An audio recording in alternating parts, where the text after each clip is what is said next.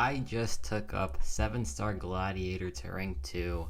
And, as he stands right now, is he a good champion? It's debatable. I think he has some nice qualities, but also he has a ton of downsides as he is right now. And, he's just not what I want the Summoner's Choice champion to be, right?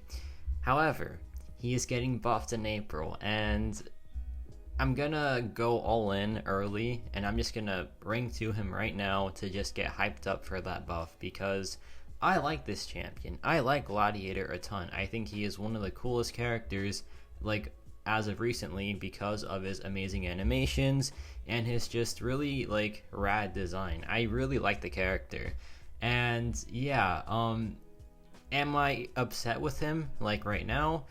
Kind of, because the animations are just top tier, but they feel so wasted, right? But then again, I have hope because with the White Tiger synergy, this man is just a machine now. He is so much better, like 1,000 times better, I feel like. But I'm getting some ISO here. But why am I showing this part? I usually skip it, right? Well, look at what happens when I pop open this Max Sig crystal, because I opened the 6-star Namor, right, and he's Max Sig because I love Namor so much, and I pulled an Immortal Iron Fist. That's insane. That is just so crazy, right? I had to show y'all because what the heck is that? But yeah, here are the final levels for Gladiator. Level 35, rank 2. This is the highest I can take him as of now. Will I rank 3 him? Maybe if the buff is good, right? But as it stands right now, here is Gladiator just by himself. No synergies, no nothing, just him, all alone. And it's honestly not that bad. Like, I've seen worse times from other rank 2 7-stars. It is kind of like decent, right? But with Gladiator, it's more than just the damage output, right?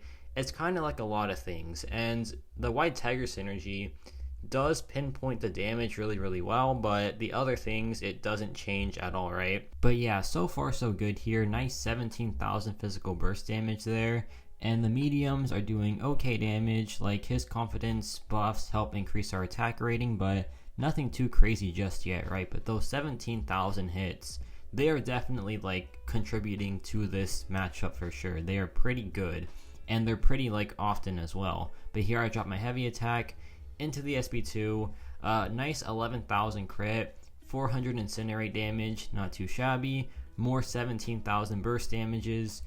It's nice. I like it, right? It's pretty good at rank 2, but that was 1 minute and 6 seconds, which is, like I said, it's decent, right? It's not terrible. It's not like great. It's just decent.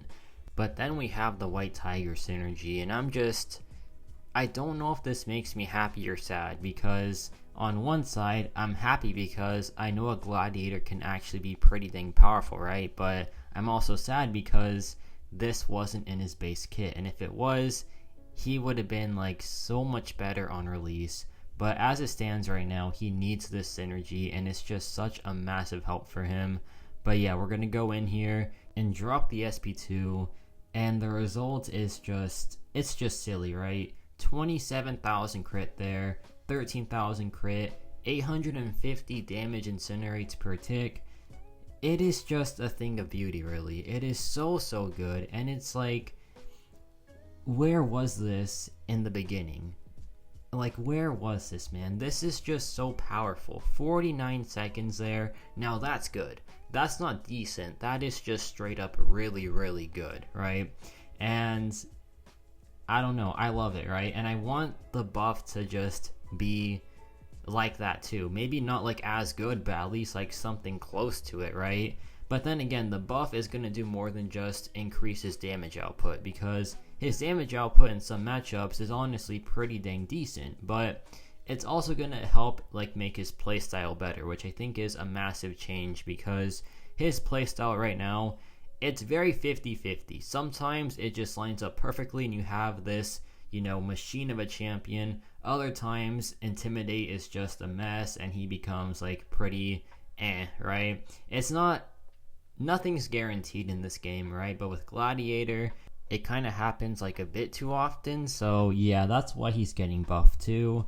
And that was a nice 22,000 crit there. And by the way, for the rest of this video, I'm going to be using the White Tiger synergy because this isn't his full showcase, right? This is just like an introduction video to rank 2 Gladiator. I want to do a full showcase later on. Don't know when that's going to be though because I'm just so behind on videos, but we'll try to get one out soon. But yeah, I'm using the synergy for the rest of this video because this is supposed to be a positive video for the most part, at least, because I am just happy that he's getting buffed and that the potential for an amazing Gladiator is there. So yeah, I am excited for it. And with this synergy, he is just so silly too, right?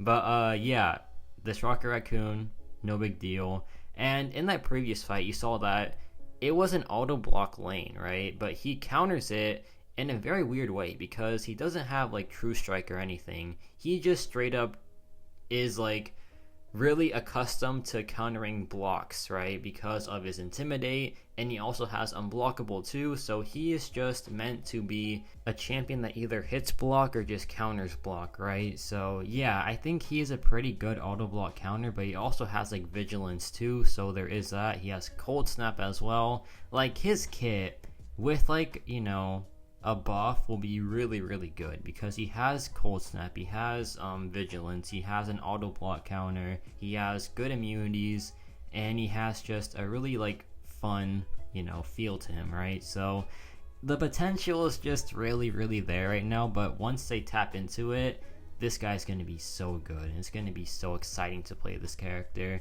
But yeah, Wolverine here is just getting destroyed. This is the Rage node, so like the physical burst damage is capped for some reason. The Rage node is just so dumb. I don't like it at all, but yeah, we're going to go back in and drop our SP2 here, and yeah, the damage output, even when capped, is just so good still. And that was a pretty straightforward fight. He is really good for like damage caps because of his physical burst damage and his Incinerate and energy damage. So yeah, pretty good stuff there. I like how Gladiator can just bypass a ton of different things with like that physical burst damage. Like for example, if you can't use your special attacks, honestly that's okay with Gladiator because the physical burst damage is a nice chunk of damage output too. So yeah, I think overall his kit is just pretty nice for sure. It's just the playstyle is a bit bumpy at times, and the damage output by himself is nothing too crazy, right? So we'll just have to wait and see. But here is the Shang-Chi, same node and everything. No big deal. We just bypass it pretty easily. The Unblockable can be annoying, right? But with Gladiator, he has Unblockable too, and he also has Intimidate. So the Intimidate can help counter the Unblockable actually. So yeah, Intimidate is a pretty good ability, but then again, it's also pretty inconsistent because sometimes it works like a charm, other times it just doesn't work that well at all. So it's, you know, having an Intimidate character can be really, really fun, but also kind of stressful. But if they solve that issue with the AI, then he is going to be a monster and a half. But here we have this Weapon X and Gauntlet, and yeah, he is pretty good for it. It's kind of a straightforward fight, but Wolverine Weapon X on this node has increased regen, right? So if you just try to like use pure damage dealers with like, you know, regular hits, they can't do it because they can just, you know, feed his regen all the way up. But Gladiator here has, you know, multiple sources of damage, right? Not just his physical hits, but also the energy damage,